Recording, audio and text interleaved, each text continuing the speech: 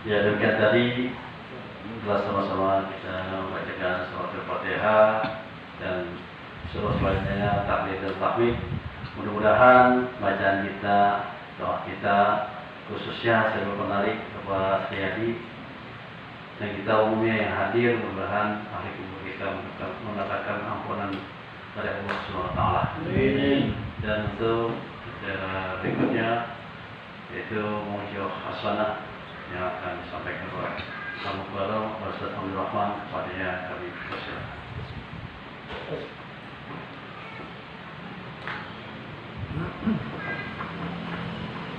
Bismillahirrahmanirrahim. Assalamualaikum warahmatullahi wabarakatuh. Waalaikumsalam warahmatullahi wabarakatuh. Segala puji bagi Allah.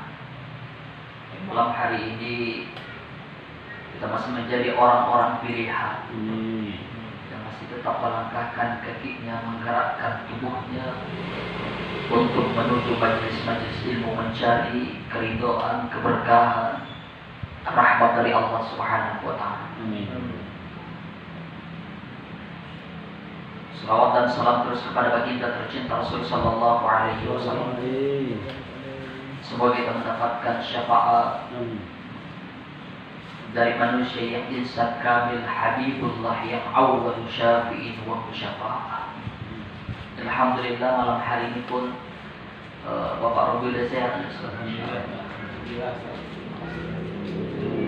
Mudah-mudahan sakitnya kemarin dan keluarganya Masya Allah ini adalah ampunan dosa dari Allah. Dan setelah ini di antara hikmahnya Allah Subhanahu wa taala angkat derajatnya, Allah mudahkan segala urusan. Amin. Malam hari ini guru kita satu nggak datang, tapi ada guru kita satu lagi insyaallah. Memang selama saya sholat jamaah di Musalla Al-Hidayah ini ada dua orang sebetulnya bacaannya bagus Pak, Bapak Andi sama Pak Armin insyaallah. Bagus sebetulnya. Cuma Bapak Andi suaranya kecil ya. Harus pakai speaker dan insyaallah. Tapi pas ya baca Quran. Bahkan dulu kalau tidak salah yang bisa azan Madinah beliau tuh. Datang sekarang masih azan atau nggak mau. Dan hari ini di antara salah satu teman-teman kita, sahabat kita, Majelis Taklim Al-Hidayah dikasih karunia anak dari Ustaz. Saya baru tahu sekarang ini, insyaallah. Baru hari ini. Enggak, ada yang Jawa. Seminggu. Baru Masya Allah. Semoga cewek, cowok, cewek, semoga menjadi wanita yang saleh. Amin. Wanita itu adalah orang manusia yang terdahsyat di hadapan Allah. Kenapa? Kalau kita membuka sirah, kalau kita membuka sejarah-sejarah, saya senang dengan sejarah sahabat. Di antara yang tercatat orang yang pertama mati syahid di dalam Islam itu bukan seorang pemuda yang gagah, yang berotot, tapi seorang wanita yang bernama Sumayyah. Wanita itu makhluk yang sangat luar biasa. Dan kita semua yang hadir di tempat ini pun dari rahim seorang wanita. Semoga anaknya menjadi anak yang saleh, bakti sama orang tua. Sehebat apapun kita di dunia ini, sebagus apapun amal ibadah kita, Allah akan binasakan, hancurkan kita hanya karena satu: bagus sholatnya, bagus sedekahnya, bagus bagaimana bersosial, bagus dengan tetangganya, tapi birrul walidainnya tidak ada, gak akan pernah berkah hidupnya. Kita seorang laki-laki, semua yang kita miliki itu semua milik orang tua. Maka ada orang yang menyampaikan bayan daripada dalil itu, seandainya orang tua kita datang di hadapan kita, dia meminjam uang, minjam uang 2 juta, kita kasih uang 2 juta, sampai orang tua kita wafat, tidak ada mengganti sedikit pun, tidak ada ahli warisnya yang mengganti saudara-saudara kita, tidak ada yang memberikan uang 2 juta kepada kita, tanpa kata-kata pun itu semua sudah lunas. Di dahsyatnya orang tua. Gak ada hutang, lunas dengan sendirinya. Kenapa? Bahkan diri kita. Ada seorang sahabat datang di hadapan Rasul Shallallahu Alaihi Wasallam.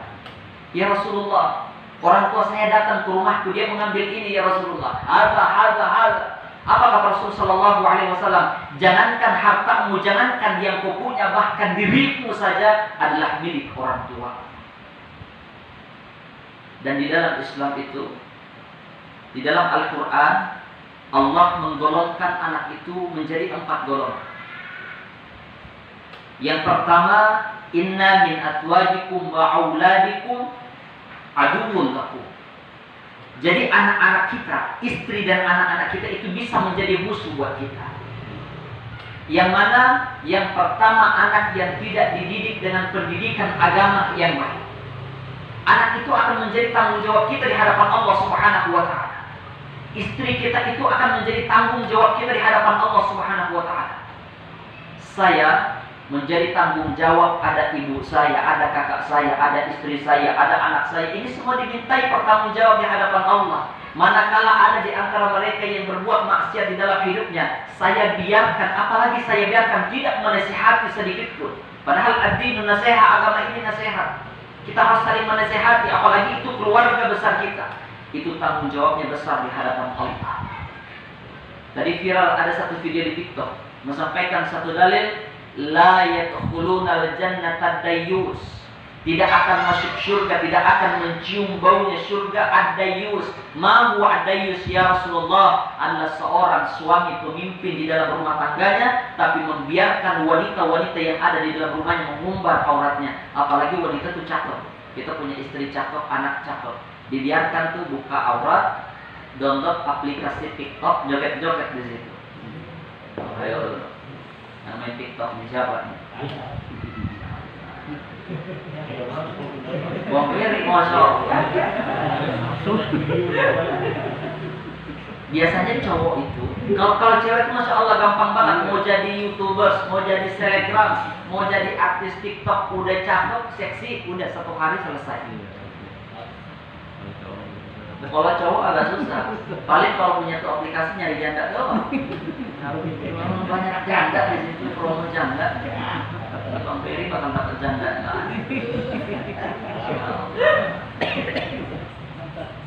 Ya, tapi semoga diberikan calon istri yang saleh. Amin. Ada seorang wanita nih, gara-gara ingat jodoh nih. Ada seorang wanita Pak di jembatan kita Ciluan. Beliau itu jual es kelapa sama soto Bogor. Beliau bisu, tapi bisu orangnya. Bisu orangnya cantik, bercadar, bagus, baca Qur'annya, lagi cari suami. Beneran, ini beneran, serius. Itu umur 25 tahunan. Siapa yang mau silahkan datang, intinya bisa menjadi imam untuk. Gak cari yang kaya, gak cari yang kampung. Masya Allah. Usaha udah ada tuh, tinggal jual es kelapa. Aturan udah. Langsung mana dia sob? Iya. Survei dulu. Info.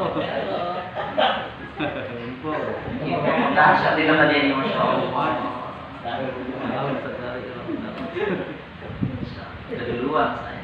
Tentu soal itu luar biasa pada ini, dan beliau itu pun menginformasikan ke orang lain. Dan tidak salah juga seorang wanita itu melamar seorang laki-laki, bahkan disunahkan. Karena di zaman Rasul Shallallahu Alaihi Wasallam banyak wanita-wanita yang melamar laki-laki. Makanya tidak hina seorang kiai menawarkan anak perempuannya kepada salah satu santri yang paling hebat, cerdas di pondok pesantren supaya menjadi penerusnya. Banyak kiai yang melakukan itu, Masya Allah. Jadi anak itu, istri dan anak itu bisa menjadi musuh kita yang mana? Yang tidak kita didik dalam ilmu agama. Kalau di sini Masya Allah anaknya di pondok-pondok pesantren semua, ada beberapa nih, Pak Robi anak di pondok pesantren, Ustaz Riono anak udah diajarin ilmu Quran, Masya Allah. Mungkin lebih bagus baca Quran anaknya dari saya, Masya Allah. Dari kecil sudah diajarkan ilmu-ilmu Al-Quran. Atifah pun sampai sekarang ini udah 4 tahun bisa masuk TK. Bisa, tapi belum. Saya bilang sama istri, TK-nya 1 tahun aja. Kenapa? Kamu punya ilmu, kamu pondok pesantren, di pesantren kamu ngajar ilmu nahwu sorof, kamu ajarkan Al-Quran kepada anak-anak orang lain. Ketika kau dititipi anak oleh Allah Subhanahu Wa Taala, ajarkan dia. Ustaz Adi Hidayat itu Pak berulang-ulang kali sampaikan apa? engkau orang tua boleh saja tidak bisa ilmu tajwid, tidak bagus baca Quranmu, tapi pasti engkau menghafalkan surah Al-Fatihah. Jangan sampai kau mengantarkan anakmu belajar ke ustaz ini, ke kiai tersebut, masukkan ke pondok pesantren tanpa kau ajarkan surah Al-Fatihah. Al-Fatihah itu kita ajarkan sendiri, Pak. Bapak yang punya anak 3 tahun, 4 tahun, ajarkan Al-Fatihah.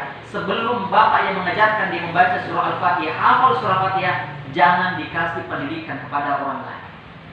Sekalipun dia baca Qur'annya nanti tidak disebutkan nama kita, tidak mendoakan kita, begitu dia membaca Al-Quran, satu huruf demi satu huruf itu mengalir pahala untuk kita walaupun kita sudah ada di alam barzakh. Kenapa? Kita yang melahirkannya, kita yang mendidikannya, minimal satu surah Al-Fatihah. Dan ini diajarkan oleh Ustaz Adi Hidayat, berkali-kali beliau sampaikan, insyaallah. Kemudian inna amwalakum wa auladukum fitnah.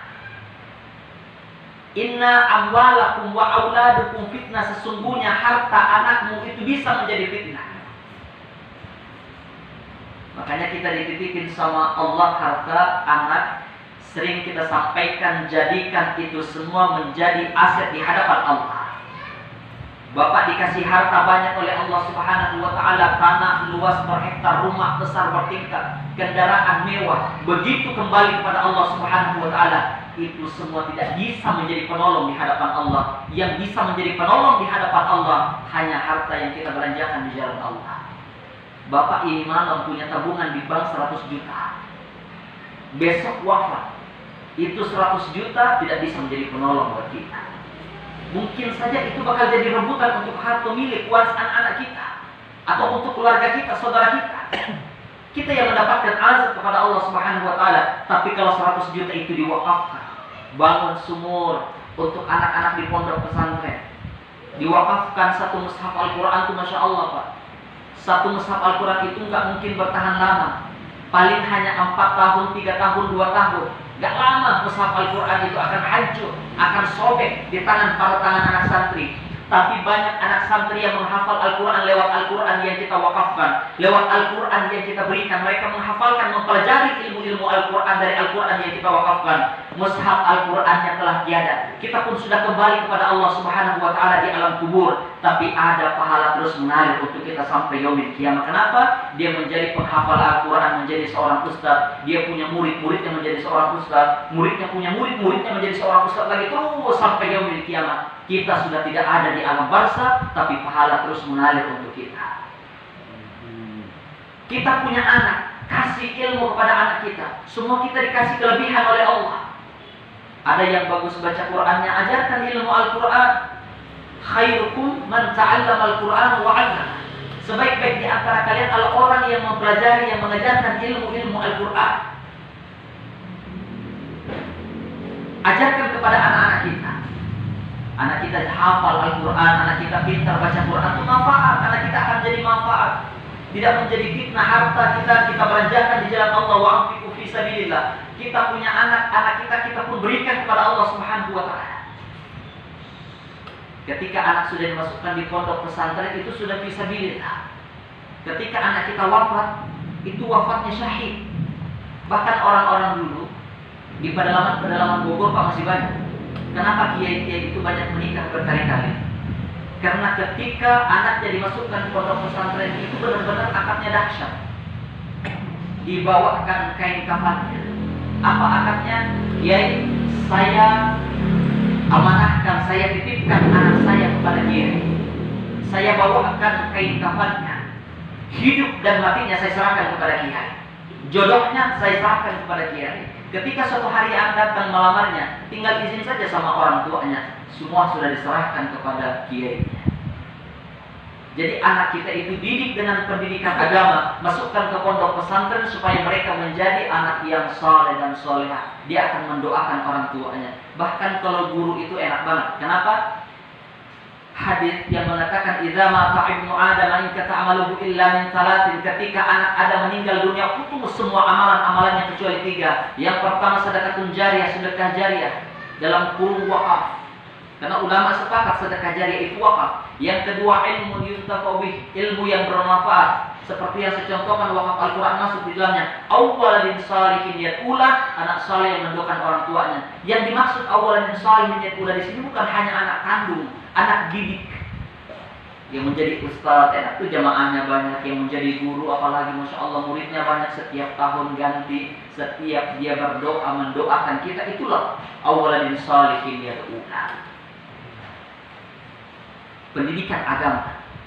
Kalau anak udah nggak bakti sama orang tua, di zaman Rasul ada seorang yang bagus sholatnya, bagus puasanya, bagus zakatnya, bagus dalam pergaulannya, tapi ketika dia saharatul maut susah, malah yumarir, ketika ruhnya sudah berbolak balik di tenggorokan, dia nggak bisa, dia tersiksa, kesakitan saat saharatul maut. Kenapa? Hanya pernah suatu hari di mana dia melakukan ibadah sholat.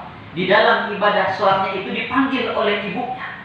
Jadi bukan karena kurang aja, tapi karena dipanggil oleh ibunya dan di dalam kondisi dia sedang sholat, maka dia tidak memenuhi panggilan ibunya.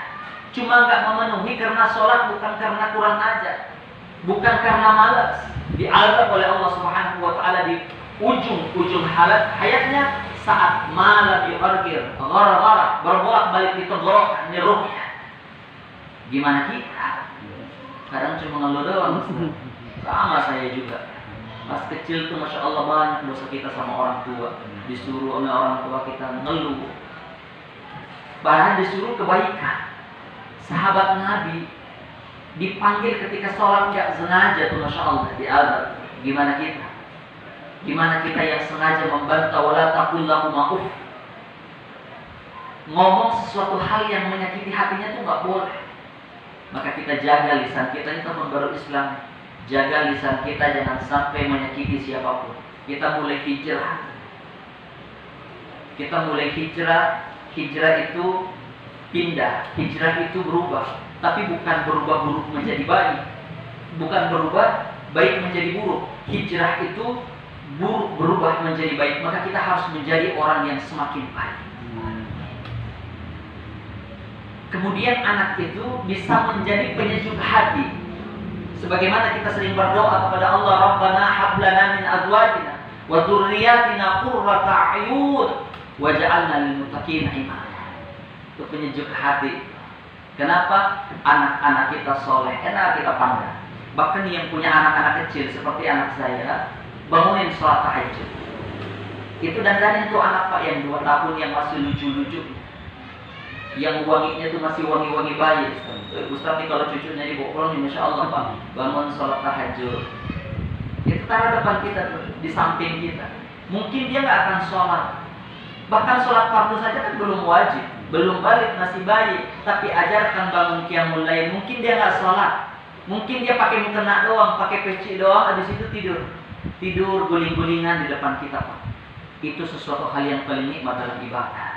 Kita sujud, ada anak kita yang lucu di wajah di depan kita. Bahkan tuh anak kita saja kita mandiin, pakaiin sabun, sampo, kita hirup. Makanya menikmati semua nikmat-nikmat yang Allah Subhanahu Wa Taala berikan tuh dari hati kita, kemudian ke pikiran kita. Tanamkan itu semua. Banyak orang tua pulang kerja capek lelah, diajak main sama anak udah males. Kenapa capek? Pusing, banyak pikiran. Kenapa? Dia menjadikan itu semua sebagai beban. Coba ditanamkan di tengah perjalanan tuh. Bayangin bagaimana bahagia senangnya bertemu sama anak kita. Bagaimana senang bahagianya bermain sama anak-anak kita. Sehingga begitu bermain sama anak, ketemu sama anak, bawel tuh anak, nangis tuh anak, kita senang bahagia. Kenapa? Kita nikmati itu semua. Kita tidak menjadikan beban. Kita kenapa dalam hidup ini selalu kesulitan? Karena semua yang ada di sekitar kita, semua yang ada di depan kita, kita semua menjadikan itu sebagai beban di dalam hidup kita. Kemudian yang keempat, di dalam Al-Quran itu Allah menggolongkan al-malu wal banun zinatun hayatud dunya. Harta dan anak itu bisa menjadi perhiasan buat kita. Bahkan sebaik-baik perhiasan dunia itu adalah wanita yang saleh. Dan sebaik-baik perhiasan di dalam rumah tangga kita adalah anak-anak yang soleh dan soleh. Dan ini semua yang kita harapkan. Karena Allah Subhanahu wa Ta'ala memberikan, menitipkan anak kepada kita, itu bukan hanya sebagai hiburan buat kita, tapi Allah ingin agar anak-anak kita itu menjadi investasi akhirat. Makanya mandul di dalam Islam itu, dalam sebuah dalil disampaikan, saya lupa, yang disebut mandul di dalam Islam itu bukan orang yang gak punya anak, bukan orang yang tidak pernah melahirkan, bukan itu yang disebut mandul. Tapi orang yang disebut mandul di dalam Islam adalah orang yang Allah kasih anak, Allah berikan banyak keturunan, tapi keturunannya semuanya menjadi orang yang ahlul ma'asi, ahli maksiat, orang yang suka maksiat jauh dari Allah. Itu orang-orang yang mandul di dalam Islam, bukan orang yang gak punya anak. Kalau gak punya anak, dia punya anak didik, punya keponakan, disekolahin, dikasih biaya, diberikan pendidikan yang baik, berdoa, itu pun doanya akan sampai kepada. Jadi orang mandul itu bukan yang gak punya anak, tapi orang mandul itu adalah orang yang banyak anaknya tapi jauh dari Allah Subhanahu wa Ta'ala. Tapi yang lebih bagus yang mana? Orang yang banyak anaknya dekat dengan Allah. Makanya mudah-mudahan ya teman kita, siapa sih namanya Ustaz? Ustaz Saryono sama Seriadi. Jangan lupa deh kakak. Insyaallah. Mudah-mudahan anaknya menjadi, udah anak kedua ya? Kedua, insyaallah. Kurang berarti. Saya anak dua tuh kurang sebetulnya Pak. Apalagi orang yang punya anak satu tuh khawatir gitu ya. Tapi memang Masya Allah, lagi-lagi yang kita pikirkan pendidikan. Karena tanggung jawab anak itu nanti akan besar di hadapan Allah Subhanahu wa Ta'ala. Ini besar tanggung jawabnya di hadapan Allah Subhanahu wa Ta'ala. Apalagi di zaman seperti saat ini. Atifah saja udah mikirin tuh, gimana caranya dimasukkan ke pondok pesantren yang sama sekali gak ada laki-laki. Cuma di pondok pesantren ada satu penyakit yang banyak orang gak memasukin pesantren anaknya gara-gara itu. Ada seperti homo dan lesbi. Sebetulnya itu di pondok pesantren manapun penyakit ini ada. Pesantren kalau udah besar pasti ada orang yang homo dan lesbi di dalamnya, pasti ada. Ini kan hanya sebagian kecil, hanya 1% dari semua itu Pak. Pengurus MUI DKI itu pernah menyampaikan di pondok pesantren di mana saya mondok di acara wisuda, apa kata beliau? Sebodoh-bodohnya anak di pesantren, itulah anak yang paling pintar di luar. Dan sejahat-jahatnya anak di pesantren, itulah anak yang terbaik di luar. Artinya apa? Pendidikan pesantren jauh lebih baik. Sekarang ini banyak teman-teman saya yang anaknya udah SD, itu dimasukin di pondok pesantren semua. Alasannya bukan karena pondok pesantren pendidikan yang bagus, takut dengan bagaimana di akhir zaman ini. Alasannya cuma satu, di sekolah di luar sekarang online, yang offline itu hanya di pondok pesantren. Alasannya cuma itu Ustaz. Insya Allah. Makanya luruskan niat kita masukkan anak di pondok pesantren. Ada anaknya bandel, susah dididik. Akhirnya susah dididik, dimasukin di pondok pesantren. Alasannya susah dididik. Alasannya salah, niatnya salah. Innamal a'malu binniyat. Salah niatnya.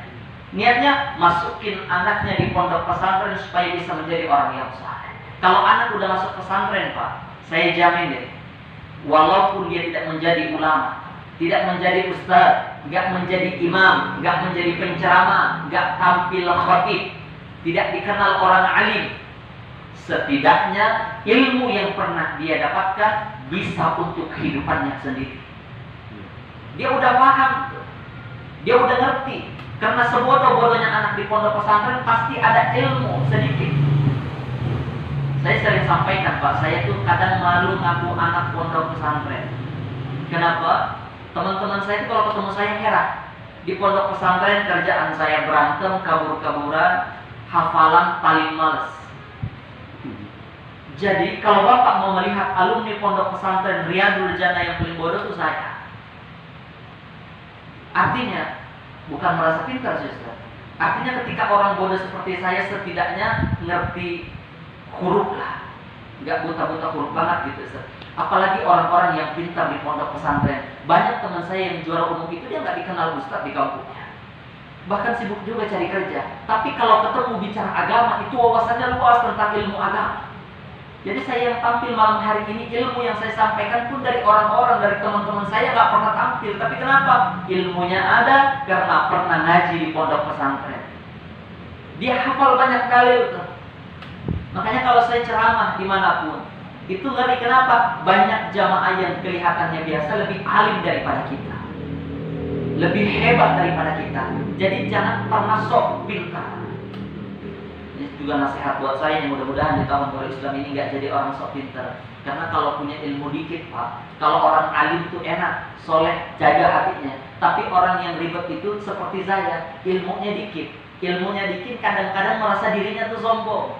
Baru mampir satu masjid, orang imam salah satu huruf aja, udah dalam hati gimana sini imam salah. Padahal cuma satu huruf tuh, wajar Pak. Saya kalau nonton video saya di YouTube tuh, kadang nonton semua, banyak banget kata-kata yang salah. Tapi nggak sadar, nggak artinya kadang kita paham sesuatu, tapi ternyata kita salah dalam menyampaikan seseorang. Banyak orang yang ketika mengucapkan kata-kata, dia jaga benar itu kata-kata, tapi ternyata kata-kata itu tetap menyakiti hati orang lain. Itu manusia, tempatnya salah. Maka kita harus legowo, kita harus menjadi orang yang pemaaf, kita harus menjadi orang yang dewasa. Ketika ada orang yang melakukan kesalahan kepada kita, ada satu kata-kata dia yang menyakiti hati kita, dewasalah, dia nggak sengaja, pasti dia bisa. Jadi kita diajarkan untuk husnudon, bukan lu'ulun. Kita kan apa-apa buat burung sangka tuh. Ada tetangga kita buka usaha showroom mobil, di pikirannya ini orang koruptor. Ini kan buka showroom kan mahal biaya, udah selesai duluan tuh. Harus husnudon. Oh dia ini pintar nabung dari muda, uangnya banyak, sekarang jadi usaha. Masya Allah. Udah jam 9, Masya Allah. Mudah-mudahan doa. Mudah-mudahan hanya dijadikan anak yang saleh dan salehah. Kita semua di sini pun diberikan keturunan yang saleh dan salehah. Cucu-cucu kita diberikan ilmu pendidikan yang baik sehingga bisa menjadi aset nanti kita di hadapan Allah Subhanahu wa taala. Kita pun semua dihindarkan dari wabah yang masih menghantui kita setiap hari. Setiap kita keluar rumah wabah. Banyak teman-teman kita pun yang terjangkit dari wabah ini. Semoga Allah hindarkan kita, Allah menjaga kita, Allah pelihara kita, Allah luaskan rezeki kita, dan Allah ijabah semua doa-doa dan apa yang ada yang kita lihatkan di dalam hati dan pikiran kita. Al-Fatihah. Bismillahirrahmanirrahim. Alhamdulillahi Rabbil Alamin Ar-Rahmanir Rahim Maliki Yawmiddin Iyyaka na'budu wa iyyaka nasta'in Ihdinas siratal mustaqim Siratal ladzina an'amta 'alaihim ghairil maghdubi 'alaihim waladdallin. Hamdan na'imin hamdan syakiran yuwafi ni'amahu wa yukafi mazidah. Ya Rabbana lakal hamdu kama yanbaghi li jalali wajhikal karim wa 'azimi wa sultanik. Allahumma shalli 'ala sayyidina Muhammad wa 'ala alihi sayyidina Muhammad. Allahumma 'afina fi badanina, Allahumma 'afina fi sam'ina, Allahumma 'afina fi basarina. ربنا هب لنا من الصالحين ربنا هب لنا من الصالحين ربنا هب لنا من الصالحين ربنا هب لنا من أزواجنا وذرياتنا قرة أعين واجعلنا للمتقين إماما.